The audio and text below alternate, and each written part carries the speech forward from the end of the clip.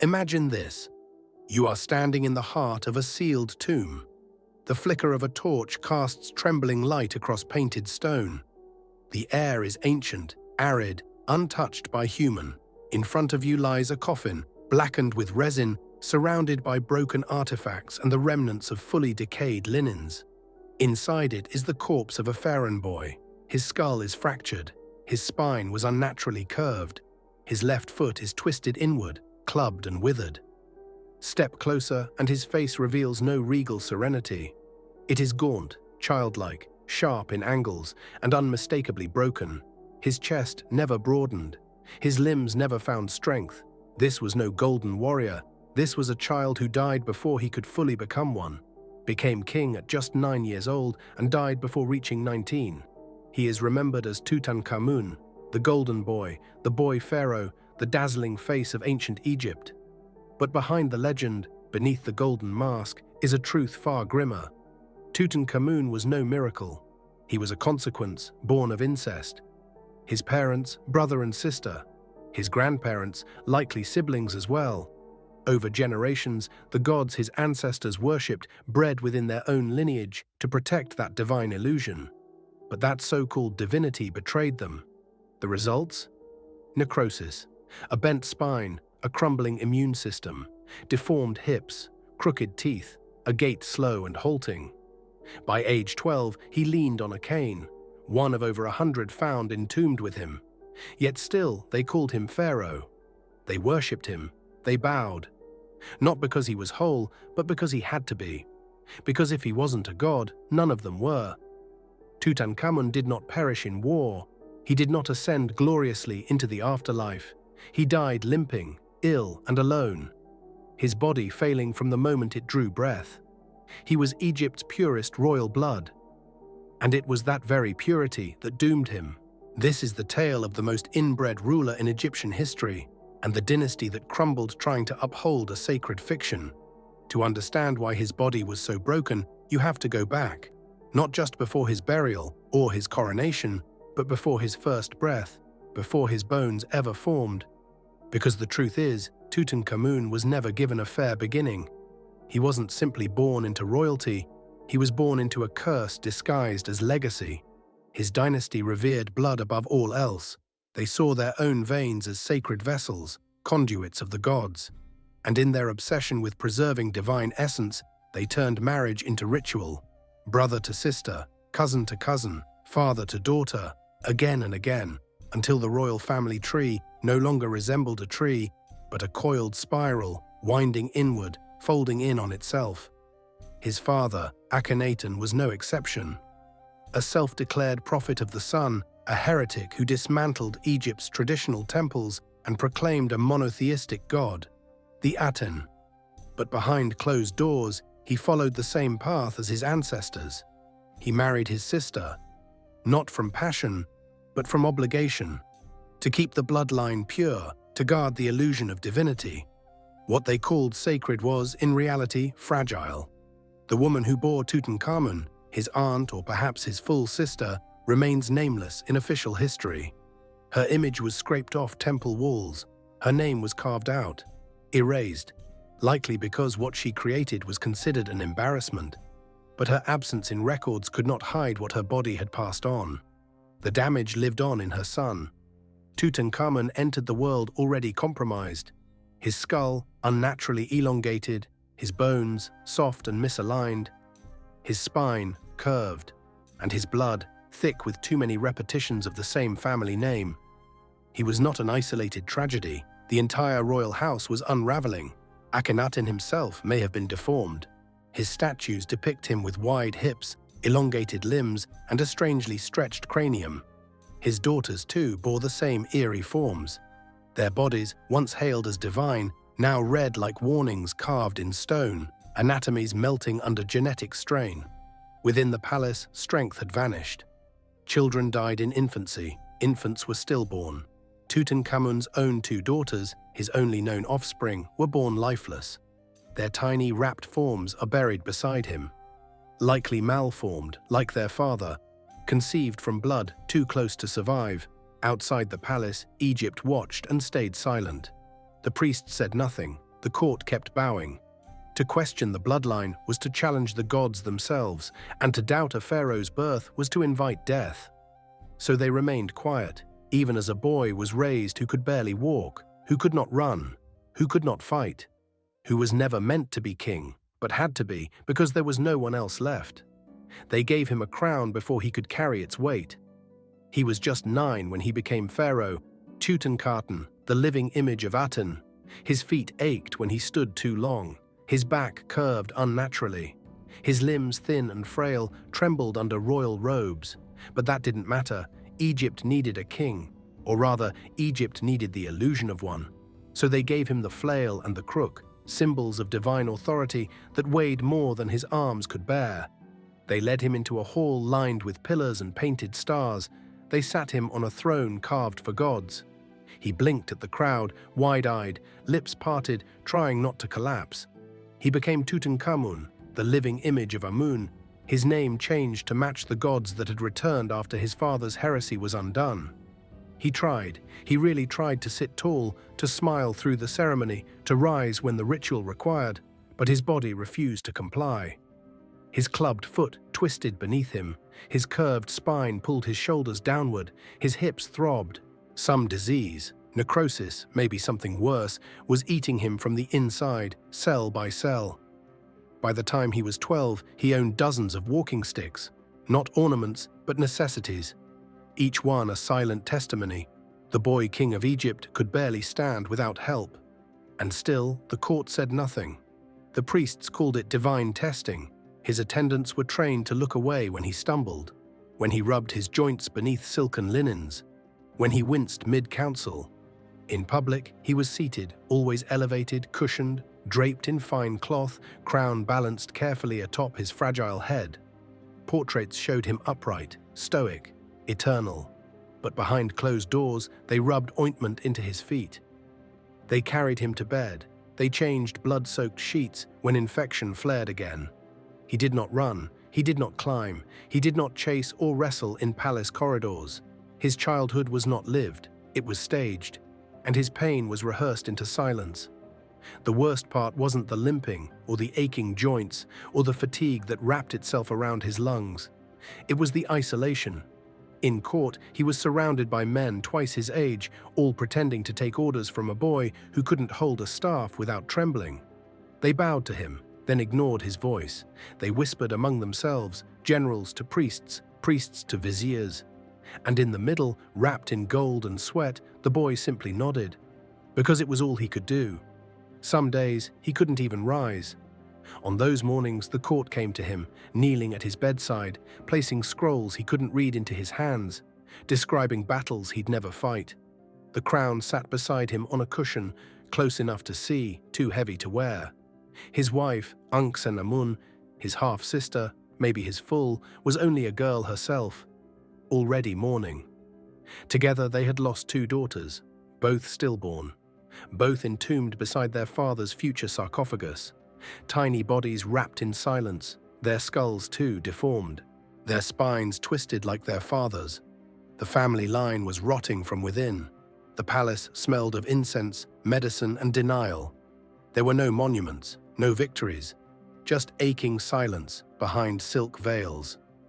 Tutankhamun had been taught that a pharaoh was a bridge between gods and men. But when he looked in the mirror, shoulders hunched, joints swollen, breath short, he didn't see a bridge. He saw a boy chosen not for strength, but because no one else remained. They told him he had inherited an empire, that he was the living vessel of divine will, that his throne was gifted by heaven itself. But no one told him what had been done to keep that throne upright. The kingdom he ruled was already fractured. His father, Akhenaten, had nearly broken Egypt with religious revolution, shutting down temples, silencing centuries-old gods, relocating the capital to a city carved from the desert in honor of his sun deity. For 17 years, he ruled not as a warrior, but as a prophet. And when he vanished, whether by murder, illness, or abandonment, he left chaos behind. The priesthood was scattered, the military neglected. The people are angry and confused. The old gods had been erased, and nothing stable had taken their place.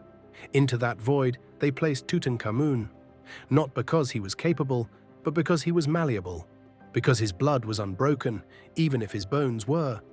Behind him stood men far older, far shrewder. I, the vizier, always watching. Horemheb, the general, cloaked in steel and ambition. They smiled when Tut spoke, they bowed when he breathed. But their hands moved in the background. It was they who ran Egypt. The boy on the throne was their mask. To restore order, they reversed Akhenaten's reforms. The Aten cult was slowly dissolved. The temples of Amun were re-established, statues re-erected, the old gods resurrected not from belief, but political necessity. Tutankhaten became Tutankhamun, his titles are rewritten, his image carved beside gods his father had once condemned. He smiled in frescoes, even as he staggered in pain. He raised golden offerings in reliefs that never depicted the cane in his grip or the tremble in his knees.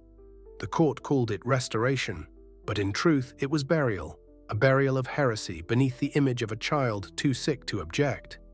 Tutankhamun issued decrees he didn't compose, presided over festivals he could scarcely walk through, sat on a throne that once held kings who built pyramids and commanded legions. While he could barely stand for more than minutes at a time, the court didn't want a ruler. They needed a reason to pretend Egypt was whole again. They needed a symbol, a breathing reminder that the divine bloodline still existed. And Tutankhamun, weak though he was, fit the part. Just enough royal, just enough alive.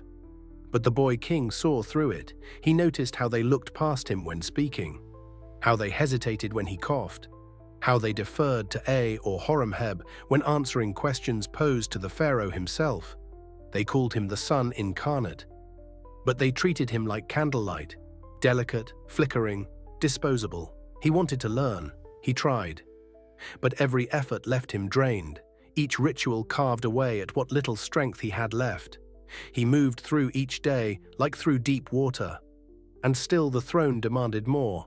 Sleep gave no refuge. He woke in pain. He dressed in gold, even when the muscles in his back seized and his jaw clenched to keep from groaning. His crown was no gift. It was a burden. And the throne beneath him, no seat of rule, but scaffolding propping up a lie. The men around him were building something, not for him, but for themselves. He was king only in name. In truth, he was the last flicker of a line long since doomed. And everyone at court knew it. The ceremonies never stopped. One after another, festivals for the gods, processions through temple courtyards, tributes offered in Tutankhamun's name. He attended them all, a boy wrapped in linen and expectation, his face painted for the crowds, his pain hidden beneath silk and protocol. The priests flanked him like phantoms. They whispered prayers between chants, steadied him when his knees buckled, lifted his arms when they failed him. Always close, always controlling. They called him divine, but he was not even in charge of his own body, let alone the empire. By 13, he knew the choreography by heart. When to bow, when to smile, when to nod on cue. But none of the choices were his. The laws he declared were penned by the vizier. The blessings he offered were scripted by high priests. His likeness was carved onto temple walls beside gods. But he was not worshipped. He was used. I, the vizier, had been in court longer than Tut had been alive. He had served Akhenaten, whispered behind every throne. He hovered around Tutankhamun like a circling hawk, one hand always on a scribe's reed, the other reaching silently for control. He instructed the boy in matters of etiquette, religion, diplomacy, but never in liberty. Horemheb, the general, was no gentler. A soldier carved from granite, he oversaw the military, dealt with foreign envoys, and negotiated alliances in Tut's name. But when the boy king offered thanks, it was Horemheb he bowed to, like a child showing gratitude for protection. The palace had become a stage, Tutankhamun, its center figure. Every morning began with ritual, anointings, prayers, gestures for eternity. But behind the chants, the boy's body whispered a different truth. His joints screamed, his spine bent further, his legs trembled beneath embroidered robes. Sometimes during rites, he'd lose focus, his eyes drifting beyond the incense smoke and torchlight into the hollowness behind temple walls. There was no revelation there, no divine presence, just paint and silence. and pain. The gods, he was told, lived within him, that his afflictions were sacred, that his suffering was proof of divine favor. But there was nothing holy in the blackened bruises across his back, nothing sacred in the swelling of his knees after every procession. He learned to mask it with practiced grace, to walk slower, to move deliberately, to smile through the agony, and the priests, despite seeing through the performance, preferred it that way. Pain kept him obedient. When he collapsed once during a festival, the high priest proclaimed it a divine sign, that Amun had touched the king and taken strength as tribute. No one mentioned the festering infection in his foot. No one spoke of the fever that followed. They prayed, while servants fed him mashed figs and cooled his forehead with cloth. Even his meals were choreographed, fruit sliced by trembling hands, meats softened in broth. Every bite monitored, every moment watched. He was never alone, not in ceremony, not in sleep, not even in prayer. He asked once, just once, for a day without ritual. A single afternoon without incense, without hymns, without bowing. The silence that followed was heavier than marble. Eyes stared at him, eyes hard. Horemheb warned of enemies on the borders. The priests smiled coldly and asked which god he wished to offend. That evening, the rites ran long. He stood until his legs gave out, knelt until his knees bled. When the last hymn ended and the priests bowed, he bowed back. He never asked again. Even his dreams were no longer his own. The priests interpreted them, the scribes recorded them, the court turned them into proclamations.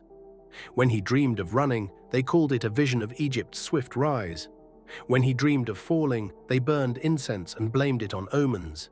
Tutankhamun was fading, but the god-king could not. So they kept him upright with ritual and illusion. And when he could no longer stand, they placed him on a throne of ivory and cedar high above the people, so no one could see the tremor in his hands or the hollowness in his stare. He became a silhouette, a golden face with nothing behind it, a voice speaking only words written by others, a mask that hid a withering boy. She was always there, raised behind the same walls, taught the same prayers, fed from the same golden plates. Her name was Ankhesenamun, his half-sister, perhaps even his full. Born of the same coiled bloodline, she knew what was expected. When Tutankhamun was crowned, she was made queen. Not chosen, not courted, designated. Their union was never about love, it was ceremony. A brother and sister joined like gods in myth. The murals depicted it beautifully, her placing a crown upon his head, their faces serene and youthful. But in truth it was two broken children fastened together to uphold a dying lie. She was 14, he 10. What passed between them in private is unknown, but the evidence their bodies left was clear. Two daughters, both stillborn, both entombed beside their father. Their limbs malformed, their skulls misshapen, too much of the same blood, too little strength to survive. There were no hymns written for the losses, no public mourning, just silence. Ankhesenamun slowly disappeared from court life. Her once vibrant presence in carvings grew faded in later records. She withdrew quietly, like someone backing away from something that could no longer be saved. Inside the palace, the tension thickened. Tutankhamun had one purpose, to preserve the line. But his children were gone. His health was failing, and all that remained of a dynasty that once believed itself divine was a boy who could barely hold his head upright, and a girl already learning to grieve before death arrived. The court fought against the truth. Commissioned art showed the royal couple in lotus gardens exchanging flowers, painted scenes of music and devotion. But those were myths made for eternity, stories to be carved into tomb walls. The reality was different, softer, sadder. Two children, pretending to be rulers, pretending to be parents, pretending not to fall apart. At night, when the torches dimmed and the palace hushed, Tutankhamun lay staring at his ceiling, painted blue and scattered with stars. The gods were meant to watch him from above, but all he saw was peeling pigment and silence. Sometimes he heard her footsteps, soft and careful, retreating to her chamber down the hall. They had done what was asked, worn the crowns, spoken the blessings, played the part. But there was no heir, no legacy, just two fading souls in a palace built on echoes. At first, the pain was manageable, familiar even, a dull ache in the joints, a stiffness in the hip, a dragging sensation in his clubbed foot. Tutankhamun had grown up with discomfort sewn into every layer of his robes, stitched into the gold of every collar. But something began to shift. The pain started speaking louder. It screamed when he knelt, and something tore deep in his knee. It howled when he stood too quickly and his hip seized, requiring attendants to catch him. It whispered in blood, coughed into linen embroidered with his own name, while servants turned their eyes away in practiced silence. He was 16, maybe 17. This was the age he was meant to become stronger. A man. A ruler. But instead, his body broke further. He walked slower. Some days he didn't walk at all. Ceremonies were shortened. Councils relocated to his bedchamber. The court called it wisdom. The priests called it spiritual retreat. The generals said it was strategy, but no one believed the performance anymore. Fever came in waves. At times he shivered beneath layers of linen. Other days, his skin burned with such intensity it blistered. His joints swelled. His spine curved more dramatically. One morning, he stood too quickly, and something snapped. The sound echoed down the corridor. By the time I and the physicians arrived, Tutankhamun was unconscious. They claimed it was a strain, a bruise, but he could feel the truth. His femur had shattered, bone against bone, rot in the marrow. Still, they dressed him. Even when he couldn't stand, they painted his face, fixed the golden collar around his neck, lifted him onto chairs and balconies so the people could glimpse their king. He didn't speak, could barely breathe. His skin beneath the perfume and linen was blistered and weeping. The canes multiplied, one for every need, walking, sitting, ceremony, some just for him to grip, to steady his trembling hands. By 18, he had a forest of sticks, carved with prayers to gods who had long stopped listening. He spoke less, often forgot names, forgot where he was. During one ritual, he repeated a phrase 3 times, then fell silent. Lips moving, no sound. The priests called it a trance. The court applauded, but Ankhesenamun did not. She knew what she was seeing. She had seen it before, siblings who died young, cousins who never reached adulthood. She recognized what the others denied. He wasn't just sick, he was unraveling. At night he lay wide-eyed, staring at the stars above his bed, paint flaking, silent. He whispered apologies, sacrificed in secret, heard nothing back. Sometimes he spoke to shadows, called for daughters already buried, his mind frayed, his body failing. And then, one dawn, silence. They found him curled in his bed, the brazier cold, sweat-soaked linen clinging to skin, one arm twisted beneath him, the other stretched outward as if reaching for something lost. Mouth open, eyes half-lidded, no breath. Tutankhamun was dead, not in glory, not in battle, but in stillness, in darkness. A boy king who never had a chance. 18, maybe 19. Rigor mortis had already set in. The palace did not cry out, it whispered. I was summoned before the priests finished the rites. Horemheb arrived from the barracks before the body was moved. No decree, no mourning, just quiet chaos. There was no heir, no brother, no son. Just a broken boy and a throne no one wanted to admit was empty. The embalmers panicked. His body decomposed rapidly. In desperation, they overcompensated, flooded it with resin, scorched the flesh. What should have preserved, destroyed. The crown fused to his head, his ribs disappeared, his sternum gone. His heart, too. Some say it was removed deliberately. Others say it never formed at all. They rushed the burial. The tomb was unfinished, walls unpainted, offerings crammed in to mask the shame. Gold spilled across the stone, thrones, chariots, weapons. More spectacle than reverence. Over 100 canes were placed at his side, as if to remind eternity he could not walk. His daughters, stillborn, were laid beside him, 2 tiny mummies curled in fetal silence, the last of his line, and then they sealed the tomb, not with reverence, but with relief. The court moved on.